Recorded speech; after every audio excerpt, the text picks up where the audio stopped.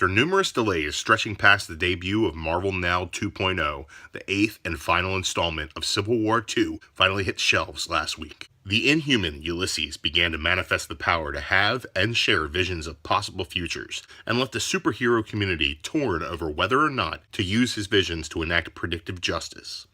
So far, the conflict has boiled down to Tony Iron Man Stark for the side of reason, and Captain Marvel, Carol Danvers, as an absolute fascist.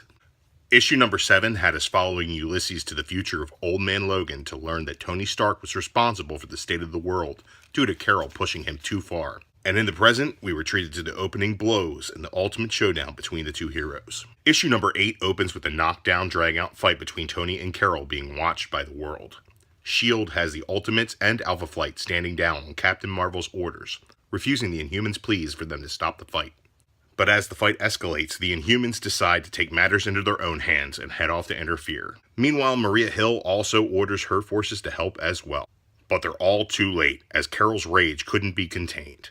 With a point-blank blast, Iron Man's suit was destroyed, flinging his body to the ground. This sight triggers a massive vision from Ulysses, showing all the heroes in attendance pieces of every possible future before Ulysses evolved into a cosmic entity and disappeared. As the dust settled, Miles Morales is seen holding the lifeless body of Tony Stark.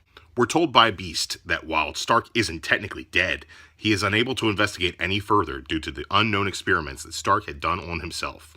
Tony is left comatose on life support.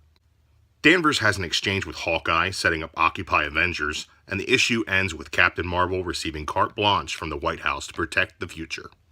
Civil War II, issue number 8, shines where every other issue in the series has so far, in the incredible art of David Marquez and Justin Ponsor.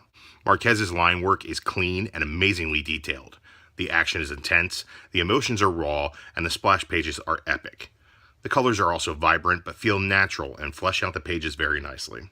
These spectacular visuals, while the source of the many delays, are the selling point of this book. It's absolutely gorgeous. Conversely, with all the emotion and energy that Brian Michael Bendis put into the front end of this story, the conclusion can be described as nothing short of failure. Carol Danvers was a fascist asshole for the entire event. Wrong, from issue 0 through 8 issues and numerous tie-ins, and Bendis writes that off through a quick chat with Beast, like we're just supposed to forget that she's a self-absorbed twat because he said so.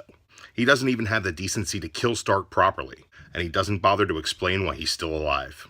We get no explanation of the times when Ulysses was wrong, or the Old Man Logan future that awaited should they fail to stop the conflict, which they totally failed at, and Ulysses just transcends humanity and fucks off into space. The event might as well be called Captain Marvel and some inhuman dickbag kill the Marvel Universe with no repercussions. In fact, she's rewarded for being a total twat waffle. But I can see where that title didn't make it through editorial. Overall, this event has meandered for far too long with absolutely no real conclusion, and this final issue sours the entire experience in a way that the fantastic art cannot save. Civil War II, issue number 8, gets a 1.5 out of 5.